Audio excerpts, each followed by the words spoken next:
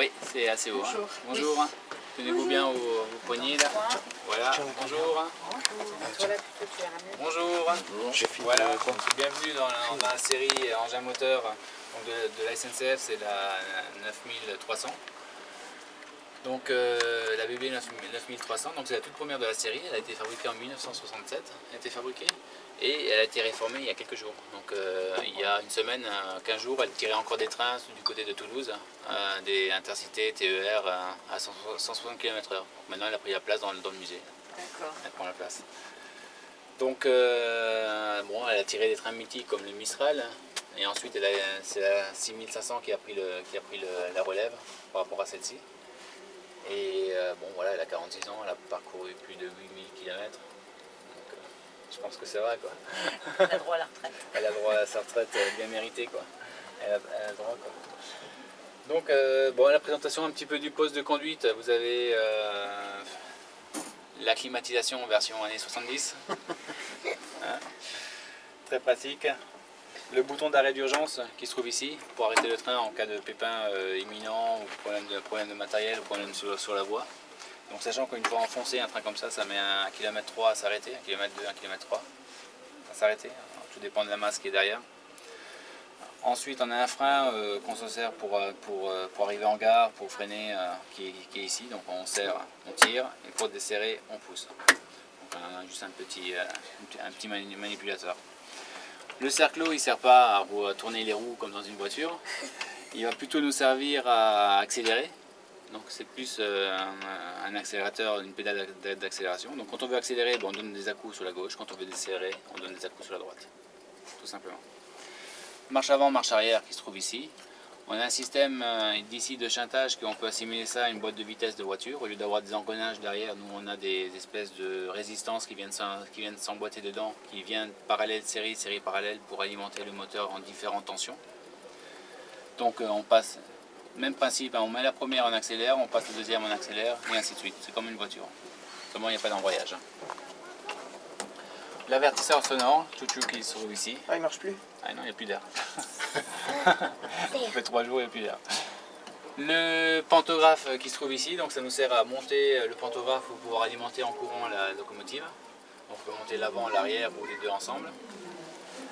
La radio avec son combiné qui se trouve ici, donc pour pouvoir entrer en communication avec le régulateur ou l'agent de poste pour pouvoir informer du retard ou un incident quelconque qui nous arrive sur la ligne. La commande de l'essuie-glace, lave-glace qui est ici, ça tombe bien parce qu'il pleut. Et quand ça ne marche pas, vous voyez qu'ils avaient prévu un système manuel, comme sur les 4L, à la main. Voilà. Donc en même temps qu'on conduit, on devait actionner ce système-là quand c'est en panne. Ça arrive. Si vous actionnez l'essuie-glace, vous êtes obligé de maintenir quand même... Une main là-dessus et une main là-dessus. Voilà. Parce qu'autrement, si vous lâchez, ça ralentit. Ah oui, enfin ça ralentit, le train s'arrête, oui. Ouais. C'est une sécurité.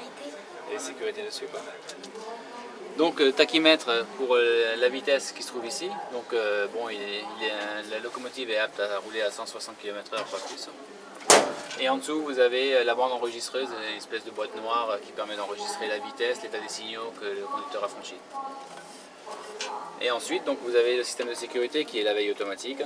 Donc c'est le cerclo qui se trouve ici. Donc en cas de défaillance du conducteur, le train va s'arrêter automatiquement. Donc s'il reste appuyé trop longtemps, au bout de 50 secondes, il y a une sonnerie qui va retentir. Si dans les 5 secondes il n'a pas relâché, le train s'arrête.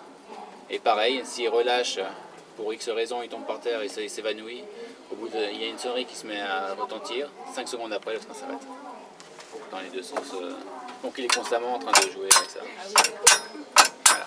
Alors, il y en a qui préfèrent l'avoir au cerclo, il y en a qui préfèrent être assis, et à ce moment-là, il y a les deux pédales qui sont en bas, donc c'est le même principe. Il appuie sur les pédales ou sur le cerclo, c'est exactement la même chose. Ensuite, on a de la chance que cette locomotive soit encore équipée du système KVB, parce qu'en règle générale, quand elles sont réformées, on en récupère toutes les pièces dessus qu'on peut récupérer. Donc ce système-là, c'est un système de contrôle par balise, c'est-à-dire que sur les voies, au milieu des voies, il y a des plaques jaunes qui sont installées. Il y en a souvent en bout de quai, là, vous pouvez voir. Et ces plaques jaunes, elles sont là pour contrôler la vitesse du train. Si le train arrive trop vite, on arrête le train immédiatement. Donc là, comme la vitesse est limitée à 10 km/h, on approche des quais. Donc si le train arriverait à 20 km/h, le train sera automatiquement stoppé. Voilà. Donc ça permet de contrôler la vitesse dans les courbes, partout. Et, constamment, il y a cette limitation de vitesse. Voilà, voilà. On a fait un petit peu le tour du fonctionnement de la locomotive. Des commandes, voilà. Tout à fait. Si vous avez d'autres questions. Les postes de commande dans les trains actuels ressemblent à ça toujours Non, on passe plus en plus dans des versions modernes avec des écrans et avec des commandes directes. Mais tout ce qu'on a ici, on le retrouve là-dedans. Ouais. Dans les écrans, dans différentes... Modernisé, mais ouais. c'est toujours les mêmes, Oui, les mêmes bases, quoi.